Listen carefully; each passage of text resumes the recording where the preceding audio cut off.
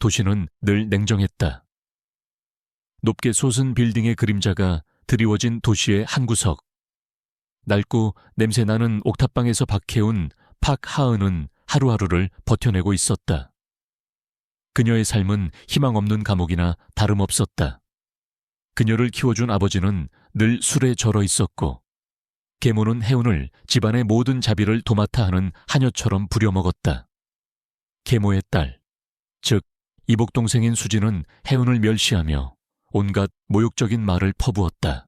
야, 박해운, 아직도 멍하니 서 있어. 빨리 가서 내 신발이나 닦아. 수진의 날카로운 목소리가 옥탑방에 울려 퍼졌다. 해운은 아무 말 없이 고개를 숙인 채 수진의 명품 신발을 닦았다. 그녀의 손은 차가웠고 손가락은 굳은 살로 딱딱하게 변해 있었다. 그녀의 옷은 언제나 해진 누더기였다.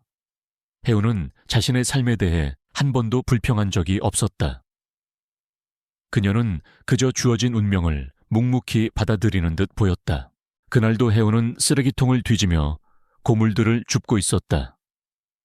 고물상에 팔아봤자 푼돈밖에 되지 않았지만 그 돈으로 알코올 중독에 빠진 아버지가 감기라도 걸릴까 노심초사하며 약을 사야 했다. 아버지는 해운에게 매일같이 폭언을 퍼부었지만 그럼에도 해운은 그를 버릴 수 없었다. 그녀에게는 그곳이 유일한 집이었기 때문이었다. 그녀는 낡은 신발을 질질 끌고 골목길을 걷다가 버려진 작은 강아지 한 마리를 발견했다. 강아지는 다리를 다쳤는지 절뚝거리고 있었고 굶주린 배를 움켜쥐고 낑낑거렸다. 해운은 강아지를 외면할 수 없었다.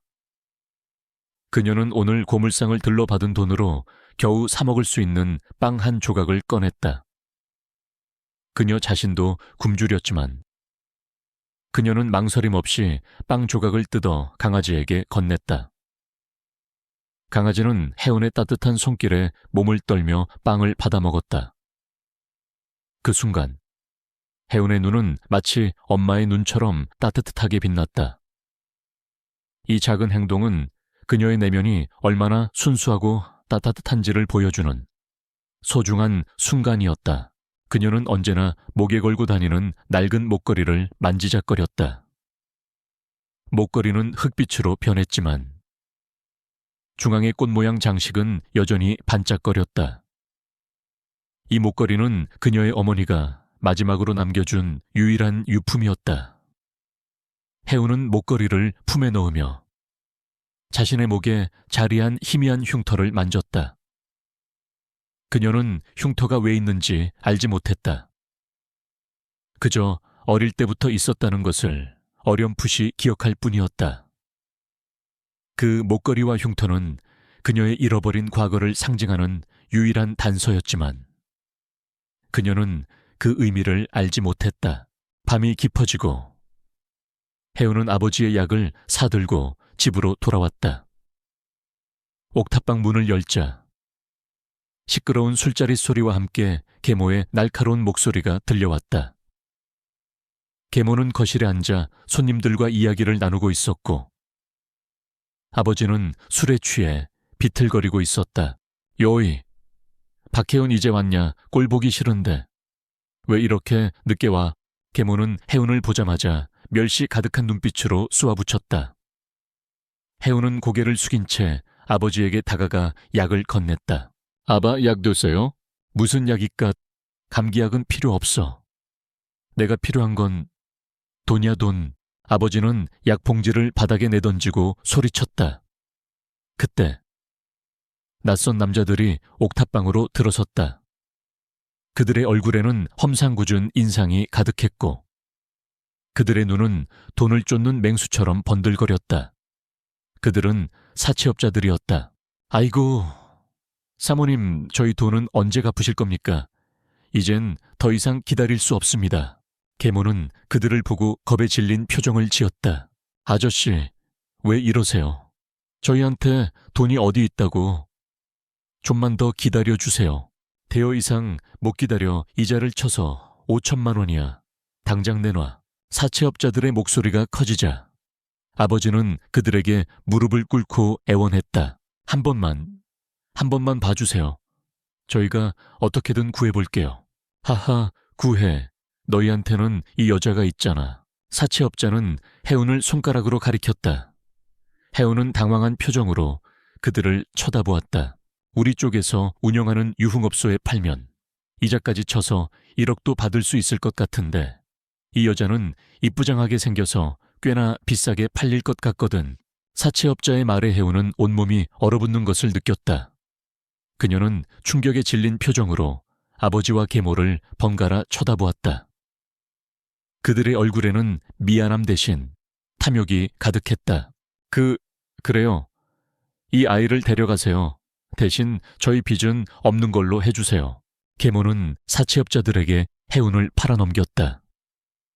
해운은 믿을 수 없다는 듯 울먹였다. 엄마? 아빠, 저를 팔아넘기시는 거예요. 닥쳐, 인연을 팔아넘겨야 우리가 살 수 있다고. 그동안 너를 키워준 은혜도 모르고 주제넘게 어딜 감히. 계모는 해운을 향해 소리쳤다. 해운은 마지막 희망을 품고 아버지를 쳐다보았다. 하지만 아버지는 눈을 감은 채 자신의 비겁함을 외면했다. 해운은 그들의 손에 의해 거칠게 밖으로 내던져졌다. 그녀는 바닥에 쓰러져 빗속에서 울었다. 사채업자들은 그녀를 잡으려 했고 해운은 본능적으로 도망쳤다. 그녀는 무작정 달리고 또 달렸다. 그들은 그녀를 딸이라고 불렀지만 그들에게 해운은 그저 빚을 갚기 위한 도구일 뿐이었다. 결국 해우는 것엔 빗속에서 지쳐 쓰러졌다. 그녀의 몸은 흙탕물로 뒤범벅이 되었고 그녀의 옷은 누더기가 되었다. 그녀는 더 이상 갈 곳이 없었다. 그녀는 이제 집비 없는 진정한 길거리의 거지로 전락했다. 하지만 그녀의 눈에는 절망 대신 모든 것을 잃은 이에게만 생길 수 있는 불타는 분노가 서려 있었다. 그녀의 복수는 이제 막 시작된 것이다. 박혜원은 차가운 빗속에서 밤을 지새웠다. 그녀의 몸은 추위에 떨렸지만 마음속은 분노로 불타올랐다. 그녀는 이제 더 이상 순진하고 착하기만 한 해운이 아니었다. 그녀는 가족에게 버림받은 살아남기 위해 발버둥 쳐야 하는 존재가 되었다. 그녀는 아침 해가 떠오르자 몸을 일으켰다. 흙탕물로 뒤범벅이 된 얼굴과 옷차림은 그녀를 진정한 거지로 만들었다. 해운은 배고픔과 싸우며 정처 없이 거리를 헤맸다. 그녀는 쓰레기통을 뒤져 먹을 것을 찾고 사람들이 버린 옷을 주워 입으며 하루하루를 버텼다. 그녀의 삶은 굴욕의 연속이었다. 사람들은 그녀를 보면 더러운 것을 보듯 피했고 아이들은 그녀를 향해 돌을 던졌다. 그녀는 모든 멸시와 조롱을 묵묵히 견뎌냈다. 그녀의 마음속에는 오직 하나의 목표만이 있었다. 언젠가 힘을 길러 그녀를 버린 가족들에게 복수하는 것. 그날도 해운은 허기와 싸우며 거리를 걷고 있었다. 그때 한 고급 승용차가 굉음을 내며 그녀의 옆을 지나갔다. 운전자는 휴대폰을 보며 운전하고 있었고 결국 반대편에서 오던 트럭과 충돌했다. 쾅 하는 굉음과 함께 두 차량은 종이장처럼 구겨졌다. 사람들은 사고 현장을 보고 겁에 질려 비명을 질렀다. 해운은 본능적으로 사고 현장으로 달려갔다. 사고 현장은 아수라장이었다. 트럭 운전자는 의식을 잃었고 승용차의 뒷좌석에는 한 노인이 피를 흘리며 쓰러져 있었다. 노인의 몸은 쇠붙이에 박혀 있었고 그의 손목에서는 동맥이 터져 피가 쏟아져 나오고 있었다. 사람들은 그저 겁에 질려 구경만 할 뿐 아무도 그에게 다가가지 못했다. 해운은 망설이지 않았다. 그녀는 어릴 적 알 수 없는 이유로 배웠던 응급처치 지식과 기술을 떠올렸다. 그녀는 자신의 낡은 옷을 찢어 노인의 상처를 압박했다. 피는 멈추지 않았지만 그녀는 포기하지 않았다. 그녀는 노인의 팔에 쇠붙이를 받치고 그의 동맥을 정확히 눌렀다. 놀랍게도 그녀의 손이 닿자 피의 흐름이 눈에 띄게 줄어들었다. 그녀의 행동은 마치 수십 년 동안 의료 분야에서 일해온 전문가처럼 능숙하고 침착했다. 그녀는 그 기술이 어디서 왔는지 알지 못했다. 그저 본능적으로 몸이 움직일 뿐이었다. 어르신, 제발 정신 차리세요. 혜운의 절박한 외침에 노인은 겨우 눈을 떴다. 그는 피를 흘리는 고통 속에서도 자신을 살리기 위해 애쓰는 혜운을 보았다. 그녀는 겉모습은 초라한 거지였지만 그녀의 눈에는 강인함과 순수함이 가득했다. 노인은 그녀의 목에 걸려있는 낡은 목걸이를 보았다. 목걸이의 꽃 모양 장식은 그의 기억 속에서 희미하게 빛났다. 바로 그때 구급차가 도착했다. 혜운은 노인을 구급차에 태우고 조용히 사고 현장을 떠났다. 그녀는 그 노인이 누구인지, 자신의 행동이 어떤 결과를 가져올지 알지 못했다. 그저 자신의 본능에 따랐을 뿐이었다. 노인의 이름은 김동호. 한국 굴지의 제약회사 골든 메디컬 그룹의 회장이었다. 그는 혜운의 응급처치 덕분에 목숨을 건질 수 있었다. 동호는 자신을 구해준 소녀를 찾기 위해 모든 인맥을 동원했다. 그는 그녀의 목에 걸려있던 목걸이를 떠올렸다. 그 목걸이는 그의 20년 전 친구이자 거대 기업 선진그룹의 회장이었던 강선우 강순무가 그의 딸을 위해 특별히 제작했던 것이었다. 강선우는 20년 전 사고로 딸을 잃었고 그 이후로 행방이 묘연했다. 그 소녀 혹시 강 회장님의 잃어버린 딸일까? 동호는 혜운의 목걸이와 그녀의 신비한 능력에 의문을 품었다. 그는 그녀를 반드시 찾아야 했다. 한편 혜운의 가족들은 자신들이 혜운을 팔아넘긴 사채업자들에게 쫓기고 있었다. 사채업자들은 혜운을 찾지 못했고 그들은 분노하여 혜운의 가족들에게 빚을 갚으라고 협박했다. 그들의 삶은 지옥이 되었다. 그때 그들은 우연히 TV 뉴스에서 혜운의 소식을 접하게 되었다. 뉴스는 한 노숙자가 회장님을 구했다는 내용이었다. 계모는 혜운의 얼굴을 알아보고 충격에 빠졌다. 전현이 살아있었어. 우리가 팔아넘긴 전현이 회장님을 구했다고 말도 안 돼. 계모는 혜운의 소식에 분노와 함께 탐욕을 느꼈다. 그들은 혜운을 딸이라고 주장하며 동호 회장에게 접근하기로 결심했다. 그들은 자신들의 빚을 갚기 위해 혜운의 가치를 이용하기로 했다. 며칠 후 동호 회장은 마침내 혜운을 찾아냈다. 혜운은 여전히 거리에서 빵 조각으로 배고픔을 달래고 있었다. 동호는 혜운에게 다가가 고개를 숙였다. 아가씨, 나를 살려주셔서 감사합니다. 그 은혜를 잊지 않겠습니다. 그리고 혹시 그 목걸이 어디서 난 것인지 물어봐도 될까요? 혜운은 그가 누구인지도 모른 채 그를 경계했다. 그녀는 자신의 목걸이를 숨기려 했다. 하지만 동호는 그녀의 눈빛에서 그녀의 순수한 마음을 읽었다. 나는 김동호라고 합니다. 당신이 구해준 사람입니다. 당신의 능력을 보고 당신이 평범한 사람이 아니라는 것을 알았습니다. 내게 당신의 과거를 찾을 수 있도록 도와줄 기회를 주세요. 동호의 진심 어린 제안에 혜운의 마음이 흔들렸다. 그녀는 자신의 잃어버린 과거에 대해 알고 싶었다. 그리고 그녀는 이 기회를 통해 자신을 버린 가족들에게 복수할 힘을 얻을 수 있을 것이라 생각했다. 그녀는 동호의 제안을 받아들였다. 동호는 그녀를 자신의 집으로 데려갔다.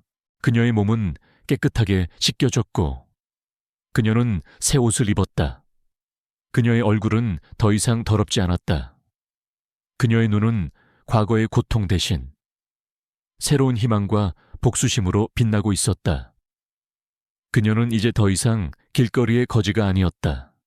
그녀는 복수를 위해 돌아온 숨겨진 힘을 가진 존재였다. 그녀의 이야기는 이제부터 시작이었다. 김동호 회장의 도움으로 박혜원의 삶은 완전히 바뀌었다. 그녀는 더 이상 길거리의 거지가 아니었다. 그녀는 깨끗한 옷을 입었고 따뜻한 침대에서 잠을 잤으며 맛있는 음식을 먹었다. 하지만 그녀의 마음속에 자리한 깊은 상처와 분노는 쉽게 사라지지 않았다. 그녀는 김동호에게 자신의 과거에 대해 털어놓았다. 저는 왜 제가 거리에서 살게 되었는지, 왜 저를 키워준 부모님이 저를 버렸는지 알지 못합니다. 혜은의 눈에는 슬픔이 가득했다. 김동호는 그녀의 이야기를 묵묵히 들었다. 그는 혜은의 목걸이를 보며 확신했다. 이 아이가 자신의 오랜 친구인 강선우 회장의 딸이라는 것을. 그는 혜은을 돕기로 결심했다. 아가씨, 그 목걸이 당신의 친어머니가 당신에게 주신 것입니까? 네, 어릴 때부터 항상 가지고 있었어요. 하지만 어머니의 얼굴은 기억나지 않아요. 혜은의 말에 김동호는 더욱 확신했다. 그는 혜은을 위해 유전자 검사를 진행하기로 결정했다. 그는 자신의 모든 인맥을 동원하여 혜은의 친부모를 찾기 시작했다. 한편 혜은의 가족들은 자신들이 혜은을 버린 죄로 인해 사채업자들에게 쫓기고 있었다. 그들의 삶은 지옥과도 같았다. 그때 계모는 TV 뉴스에서 김동호 회장이 한 노숙자를 돕고 있다는 소식을 접했다. 뉴스의 화면에는 깔끔한 옷차림으로 변한 혜은의 모습이 보였다. 계모는 혜은의 모습을 보고 분노와 함께 질투심에 휩싸였다. 저 년이 감히 우리가 팔아넘긴 년이 재벌 회장님한테 붙어먹고 있다고 말도 안 돼. 계모는 남편과 딸 수진을 불러 모았다. 여보 수진아, 우리가 전현의 친부모인 것처럼 회장님을 찾아가자. 우리가 전현을 키웠으니. 회장님은 우리에게 보상해야 한다고. 우리가 돈만 받으면 사채도 갚고 다시 잘 살 수 있어. 그들의 눈에는 탐욕이 가득했다. 그들은 혜은을 다시 이용하기 위해 모든 것을 조작하기로 결심했다.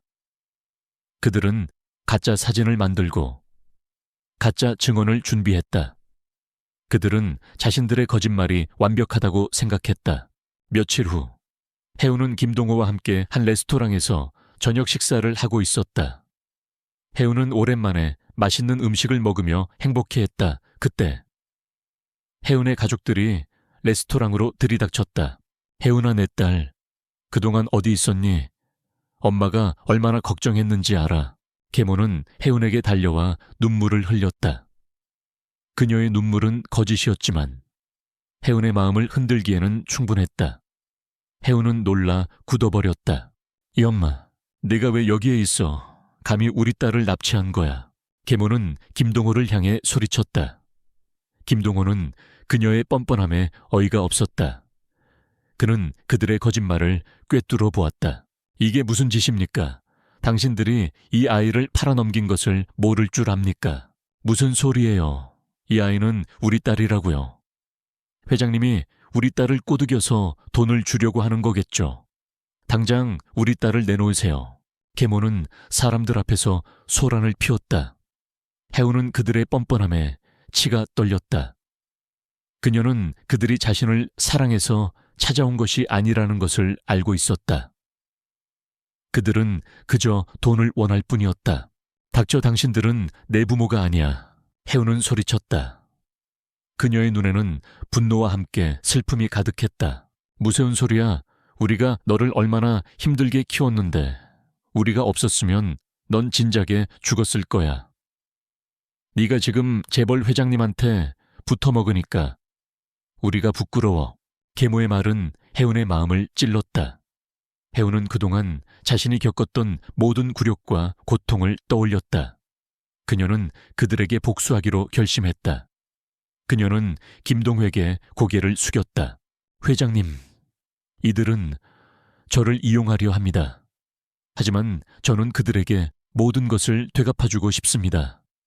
저를 도와주시겠습니까? 김동호는 혜은의 눈에서 타오르는 복수심을 보았다. 그는 혜은의 결심을 존중하고 그녀를 돕기로 결정했다. 걱정 마세요. 당신의 복수는 이제 나의 복수이기도 하니까. 김동호는 혜은과 함께 레스토랑을 나섰다. 혜은의 가족들은 그들의 뒤를 쫓으며 계속 소리쳤다. 박혜은, 너는 우리를 버리면 안 돼. 너는 우리 딸이라고. 하지만 혜은은 뒤돌아보지 않았다. 그녀는 이제 더 이상 그들의 거짓말에 속지 않았다. 그녀는 김동호와 함께 새로운 삶을 향해 나아갔다. 그녀의 복수는 이제 막 시작된 것이다. 김동호 회장은 박혜은의 가족이 벌인 소란에 크게 분노했다. 그는 즉시 자신의 변호사를 시켜 혜은의 가족들이 그녀를 찾은 이유가 돈 때문이라는 것을 밝혀내도록 지시했다. 하지만 혜은의 가족들은 이미 여론을 등에 업고 있었다. 그들은 동호 회장을 불쌍한 아이를 돈으로 매수하려는 악당으로, 자신들을 납치당한 딸을 되찾으려는 비통한 부모로 포장했다. 뉴스 채널들은 혜은의 가족들이 울부짖으며 인터뷰하는 모습을 대대적으로 보도했다. 딸을 빼앗긴 부모의 눈물. 박혜은 양, 제발 집으로 돌아와요. 사람들은 그들의 영의에 속아 넘어갔다. 동정 여론이 걷잡을 수 없이 커져갔고 동호 회장의 회사인 골든 메디컬 그룹의 이미지에도 치명타를 입혔다. 혜은은 자신 때문에 동호 회장님이 피해를 입는다는 사실에 마음이 아팠다. 회장님, 저 때문에 제발 그만하세요. 제가 그냥 그들에게 돌아갈게요. 혜은은 자신의 희생으로 모든 것을 끝내려 했다. 하지만 동호는 단호하게 고개를 저었다. 아니, 그들은 당신을 이용하려는 것뿐이야. 당신은 그들의 손에 놀아나선 안 돼. 이 싸움은 당신의 삶을 되찾는 싸움이야. 김동호는 혜은의 친어머니와 유전자 검사를 진행했다. 결과는 놀라웠다. 혜은은 20년 전 강선우 회장의 잃어버린 딸, 강지현, 강지현이었다. 그녀의 친어머니는 20년 전 혜은이 납치된 후 충격으로 기억 상실에 걸려 20년간이나 병원에서 치료를 받고 있었다. 동호는 혜은의 친어머니를 만났고 혜은이 그녀의 딸이라는 사실을 알렸다. 친어머니는 혜은의 목에 걸려있던 목걸이와 그녀의 손목에 있는 흉터를 보고 모든 것을 기억해냈다. 그녀는 혜은을 되찾기 위해 모든 것을 걸기로 결심했다. 혜은의 가족들은 동호 회장과 혜은을 공개적으로 협박했다. 그들은 자신들이 혜은의 친부모라는 기자회견을 열고 만약 혜은이 자신들에게 돌아오지 않는다면 동호 회장의 비리를 폭로하겠다고 협박했다. 박하윤 양이 제 시간에 돌아오지 않는다면 김동호 회장님의 비리 증거를 언론에 공개하겠습니다. 그들의 협박에 동호 회장의 주가는 폭락했다. 그는 이대로 당할 수 없었다. 그는 혜은에게 말했다. 혜은 아가씨, 이 싸움의 무대는 기자회견장입니다. 그들이 당신을 버린 곳에서 당신은 그들에게 복수해야 합니다. 혜은은 용기를 냈다. 그녀는 자신의 복수를 위해, 동호 회장과 그녀의 친어머니를 위해, 그리고 그녀의 잃어버린 삶을 되찾기 위해 싸워야 했다. 기자회견 당일 수많은 기자들이 모여들었다. 혜은의 가족들은 당당하게 기자회견장에 들어섰다. 계모는 눈물을 훔치며 말했다. 저희 딸 혜은이가 잃어버린 기억 때문에 저희를 알아보지 못하는 것 같습니다. 저희는 혜은이가 하루빨리 저희의 품으로 돌아오기를 바랍니다. 그녀의 말은 모든 이들의 동정을 샀다. 기자들은 혜은의 가족을 향해 박수를 보냈다. 그때 혜은이 모습을 드러냈다. 그녀는 더 이상 낡은 옷을 입은 초라한 거지가 아니었다. 그녀는 고급스러운 드레스를 입고 있었고 그녀의 얼굴은 화려한 화장으로 빛나고 있었다. 그녀의 눈빛은 예전의 순수함 대신 냉정함과 결연함으로 가득 차 있었다. 혜은의 가족들은 혜은의 달라진 모습에 충격을 받았다. 계모는 혜은에게 달려가 그녀를 안았다. 혜은아, 내 딸 드디어 돌아왔구나. 하지만 혜운은 그녀의 포옹을 거부했다. 그녀의 눈은 차갑게 빛났다. 누구십니까? 혜운의 말에 계모는 당황했다. 혜운아. 엄마. 왜 엄마를 몰라봐? 당신은 제 엄마가 아닙니다. 제 엄마는 저를 빚을 갚기 위한 도구로 팔아넘긴 당신이 아니라 저를 진심으로 사랑해 주신 분입니다. 혜운의 폭로는 기자들을 충격에 빠뜨렸다. 혜운의 가족들은 당황하여 말을 더듬었다. 이게 무슨 소리야. 저 미친년이 회장님 전현이 지금 제정신이 아니에요. 혜운의 가족들은 거짓말을 했다. 하지만 혜운은 굴하지 않았다. 그녀는 기자들에게 말했다. 당신들이 진실을 알고 싶다면 제가 보여드리겠습니다. 혜운은 준비된 영상을 틀었다. 영상은 혜운이 자신의 가족들에게 학대당하고 사채업자들에게 팔려나가는 모습이 담겨 있었다. 그리고 그녀가 길거리에서 거지가 되어 살아가는 모습도 모두가 경악했다. 혜운의 가족들은 비명을 지르며 영상을 껐다. 하지만 이미 늦었다. 모든 언론은 그 영상을 실시간으로 송출하고 있었다. 혜운의 가족들은 자신들의 추악한 민낯이 드러나자 절망에 빠졌다. 그들은 그들이 그토록 원했던 돈과 명예를 얻는 대신 모든 것을 잃었다. 혜운은 기자들에게 말했다. 저는 20년 전 길거리에서 납치되었습니다. 그리고 저를 납치한 사람들은 제 친어머니에게서 저를 빼앗아갔습니다. 그리고 저를 길거리에서 키워준 저들은 저를 빚을 갚기 위한 도구로 이용했습니다. 그들은 제가 가지고 있던 유일한 유품인 목걸이를 보지 못했습니다. 그들은 제가 누구인지도 모른 채 저를 버렸습니다. 혜운의 말에 기자들은 웅성거렸다. 그때 한 노인이 기자회견장에 들어섰다. 그녀는 혜운의 목걸이를 보고 눈물을 흘렸다. 내 딸, 지연아, 엄마가 미안해. 그녀는 혜운의 친어머니였다. 그녀는 20년 만에 딸을 만났고 모든 것을 기억해냈다. 혜운은 어머니의 품에 안겨 눈물을 흘렸다. 그녀의 복수는 이제 막 시작된 것이다. 기자회견장은 충격과 감동의 도가니에 빠졌다. 20년간 잃어버렸던 딸을 되찾은 친어머니와 끔찍한 학대와 배신을 딛고 일어선 박혜운의 이야기는 모든 이들의 심금을 울렸다. 언론은 이제 박혜운을 잃어버린 재벌가 공주이자 현대판 신데렐라로 묘사하기 시작했다. 그녀의 친어머니, 즉 선진그룹의 회장인 강미영 강미영은 눈물을 흘리며 혜운의 손을 잡았다. 지현아, 내 딸, 엄마가 널 찾기 위해 20년간 얼마나 많은 밤을 지새웠는지 몰라. 네가 살아있었다니 정말 고맙다. 강미영 회장은 혜운을 껴안고 흐느꼈다. 혜운은 어머니의 따뜻한 품에서 오랜만에 진정한 사랑을 느꼈다. 그녀는 이제 더 이상 외롭지 않았다. 그녀에게는 그녀를 진심으로 사랑하는 어머니가 있었고 그녀의 삶은 더 이상 굴욕적인 것이 아니었다. 하지만 혜운의 가족들은 모든 것을 잃었다. 그들은 자신들의 거짓말이 만천에 드러나자 절망에 빠졌다. 기자들은 그들을 향해 질문을 쏟아냈다. 박혜운 양을 학대하고 팔아넘긴 것이 사실입니까? 회장님에게 보상을 받기 위해 거짓말을 꾸며낸 것입니까? 그들은 아무 말도 하지 못했다. 그들은 자신들의 탐욕이 어떤 결과를 초래했는지 비로소 깨달았다.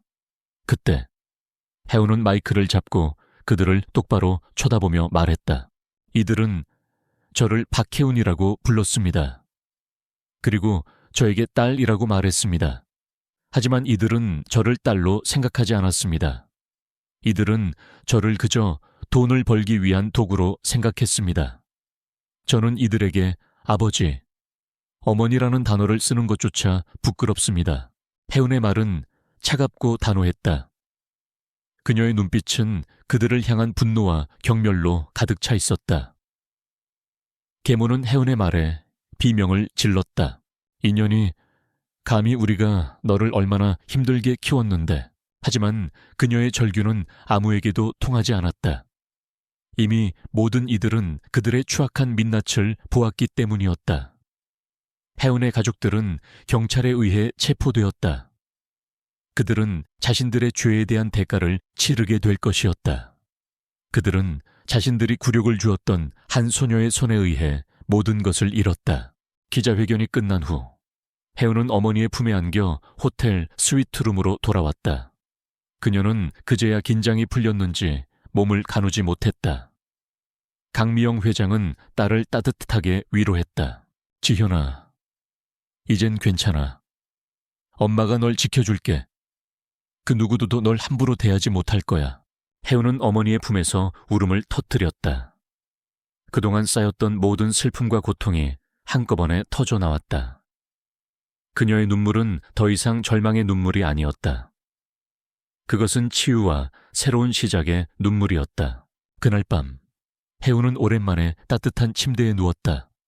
그녀는 잠 못 이루고 창밖을 내다보았다. 그녀의 삶은 한순간에 바뀌었다. 그녀는 이제 더 이상 길거리에서 음식을 구걸하는 거지가 아니었다. 그녀는 선진그룹의 외동딸이자 수십억 자산을 가진 상속녀였다. 그녀는 자신의 복수가 성공했다는 사실에 만족했지만 동시에 그녀의 마음속에는 복잡한 감정이 뒤섞여 있었다. 그녀는 복수의 끝에서 공허함을 느꼈다.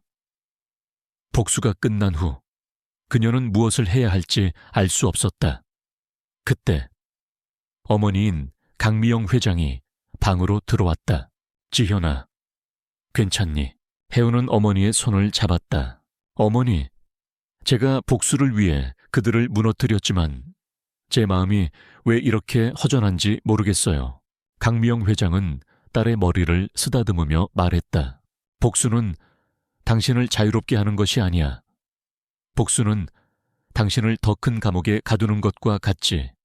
하지만 괜찮아. 이제부터 당신의 삶은 복수가 아닌 행복을 향해 나아갈 거야. 어머니의 말에 해우는 눈물을 흘렸다. 그녀는 어머니와 함께 새로운 삶을 시작하기로 결심했다. 그녀는 이제 더 이상 복수의 칼날을 쥐고 살아가지 않을 것이었다. 그녀는 자신의 삶을 되찾고 그녀의 잃어버린 시간을 되돌려 놓을 것이었다. 그녀의 복수는 이제 진정한 행복을 위한 새로운 시작이 되었다. 박혜우는 이제 더 이상 과거의 그늘에 갇히지 않았다. 그녀의 곁에는 자신을 진심으로 사랑하는 어머니, 강미영 회장이 있었고 그녀의 삶은 하루하루가 새롭게 채워지고 있었다. 강미영 회장은 딸에게 지난 20년간 잃어버린 모든 것을 되돌려주고 싶어 했다. 그녀는 혜운에게 최고급 의상을 선물했고 개인 가정교사를 고용해 그녀의 학업을 따라잡게 도왔다. 혜운은 자신의 재능을 발견하기 시작했다. 그녀는 의료 지식뿐만 아니라 예술적인 감각까지 뛰어났다는 것을 알게 되었다. 그녀는 어릴 적부터 남몰래 그림을 그려왔는데 그것이 단순한 취미가 아니라 그녀의 타고난 재능이었다. 강미영 회장은 혜운의 재능을 알아보고 그녀에게 미술 유학을 제안했다. 지현아, 네가 원하는 모든 것을 해. 엄마가 너의 꿈을 응원하고 너를 도와줄게. 혜운은 어머니의 따뜻한 지원에 힘입어 새로운 삶을 설계하기 시작했다. 그녀는 더 이상 과거의 아픔에 연연하지 않았다. 그녀는 자신의 복수가 끝났다는 것을 깨닫고 그 감정에서 벗어나기로 결심했다. 한편 혜운의 가족들은 자신들의 죄에 대한 대가를 치르고 있었다. 그들은 감옥에 갇혔고 그들이 그토록 원했던 돈과 명예는 이제 영원히 그들에게서 멀어졌다. 그들은 감옥에서 자신들이 박혜운에게 했던 모든 행동을 후회했다. 그들이 그녀를 돈으로 생각했던 그 순간 그들의 운명은 이미 정해져 있었다. 그들은 뉴스를 통해 혜운이 선진그룹의 상속녀라는 사실을 알게 되었다. 그들은 자신들이 버린 아이가 사실은 그토록 원했던 부와 명예의 상징이었다는 사실에 절망했다. 그들은 자신들의 탐욕이 모든 것을 앗아갔다는 것을 뼈저리게 깨달았다. 몇 달 후, 해우는 어머니와 함께 그들의 옛집을 찾았다. 그곳은 여전히 낡고 냄새나는 옥탑방이었다. 하지만 해우는 더 이상 그곳에서 고통을 느끼지 않았다. 그녀는 그곳이 자신에게 가장 중요한 교훈을 가르쳐준 장소라는 것을 깨달았다. 그녀는 그곳에서 희망을 잃지 않는 법을 배웠고 진정한 사랑의 가치를 깨달았다. 강미영 회장은 딸의 모습을 보며 미소 지었다. 그녀는 혜운이 복수를 통해 얻은 것이 단순한 재산과 명예가 아니라는 것을 알았다.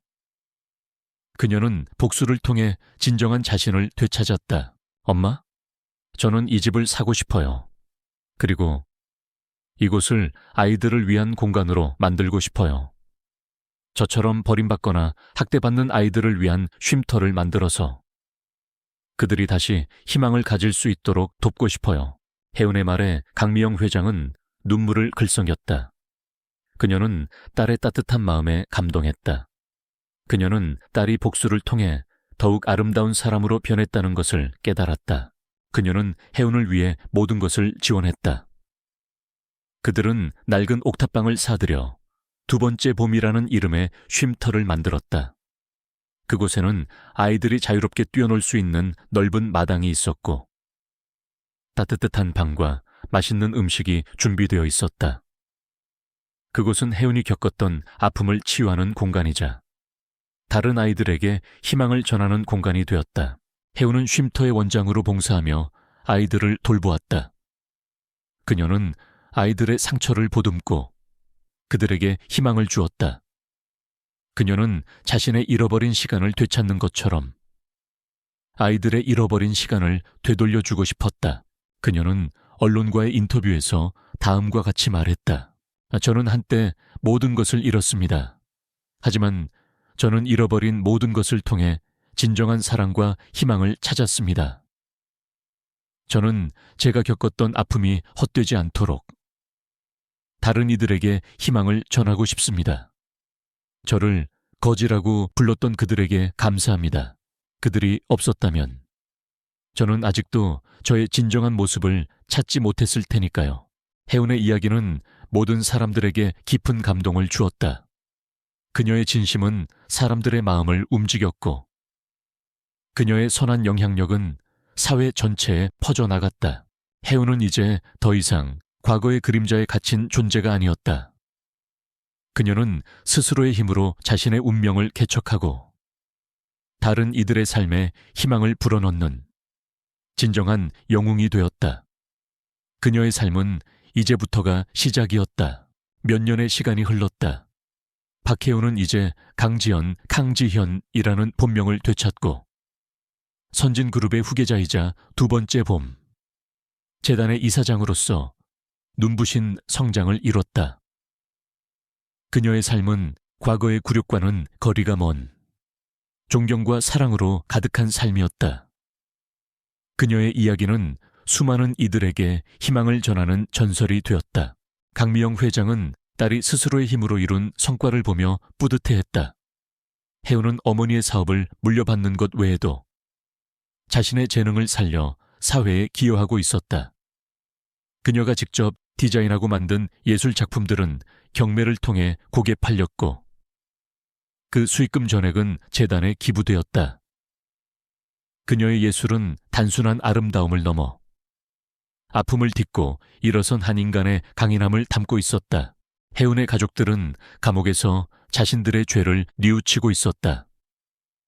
그들은 혜운의 성공 소식을 들으며 자신들이 얼마나 어리석고 탐욕스러웠는지 깨달았다. 계모는 혜운에게 진심으로 쓴 편지를 보냈다.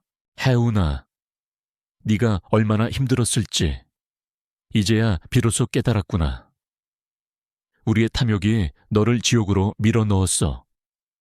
하지만 그 지옥이 너를 이렇게 아름다운 사람으로 만들었으니 미안하면서도 한편으로는 감사하구나. 우리가 너를 버린 것은 너를 자유롭게 한 것이었는지도 모르겠다. 진심으로 용서해달라는 말은 하지 않을게. 다만 네가 행복하길 기도할게. 혜운은 계모의 편지를 읽으며 눈물을 흘렸다. 그녀는 더 이상 그들을 증오하지 않았다. 그녀는 그들을 용서했다. 그녀의 마음은 이제 완전히 평화로웠다. 이야기의 마지막 장면은 다음과 같았다. 화창한 봄날, 해운은 두 번째 봄 재단이 운영하는 대규모 자활센터의 개소식에 참석했다. 그곳은 한때 그녀가 노숙자 생활을 하던 거리의 한복판이었다. 그녀는 그곳에 희망의 씨앗을 뿌렸다. 센터의 이름은 미래의 시작, Beginning of a New Day이었다. 해운은 직접 단상에 올라 마이크를 잡았다. 저는 한때 이곳에서 모든 것을 잃었습니다. 저는 길거리의 거지였고 제 이름조차 잊고 살았습니다. 하지만 저는 이곳에서 희망을 잃지 않았습니다. 저는 제가 겪었던 고통이 헛되지 않도록 저와 같은 아픔을 가진 이들에게 새로운 삶을 선물하고 싶습니다. 해운의 연설은 모든 이들의 마음을 울렸다. 그녀는 더 이상 과거의 피해자가 아니었다. 그녀는 고통을 극복하고 다른 이들을 돕는 진정한 리더였다. 연설이 끝난 후 해운은 직접 센터의 문을 열었다. 그리고 그녀는 그곳에서 도움을 받게 될 첫 번째 아이의 손을 잡았다. 아이의 눈은 희망으로 빛나고 있었다. 그녀의 손목에는 여전히 작은 흉터가 남아 있었고 목에는 친어머니가 선물한 새로운 목걸이와 함께 그녀의 잃어버린 과거를 상징하는 꽃 모양 목걸이가 나란히 걸려 있었다. 그 목걸이는 이제 그녀의 굴곡진 삶과 그녀의 승리를 상징하는 보물이 되었다. 그날 밤 해운은 어머니와 함께 그들의 옛집, 즉 두 번째 봄 재단의 첫 쉼터가 된 옥탑방에서 창밖을 내다보았다. 그녀는 저 멀리 보이는 도시의 불빛을 보며 미소 지었다.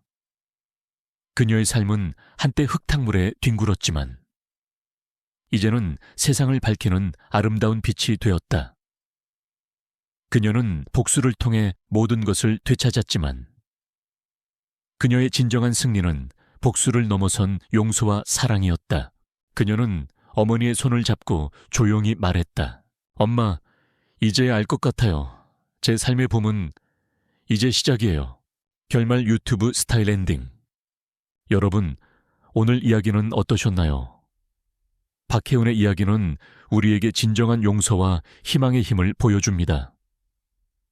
혹시 지금 당신의 삶이 어둡고 힘들다고 느껴지시나요? 어쩌면 그 어둠 속에서 당신은 아직 발견하지 못한 빛을 품고 있을지도 모릅니다. 절대 포기하지 마세요. 당신의 두 번째 봄은 생각보다 가까이에 있을지도 모릅니다. 오늘 이야기가 당신의 삶에 작은 희망이라도 전해졌기를 바랍니다. 다음번에도 더 흥미롭고 감동적인 이야기로 돌아오겠습니다. 구독과 좋아요, 그리고 알림 설정 잊지 마세요. 사랑합니다.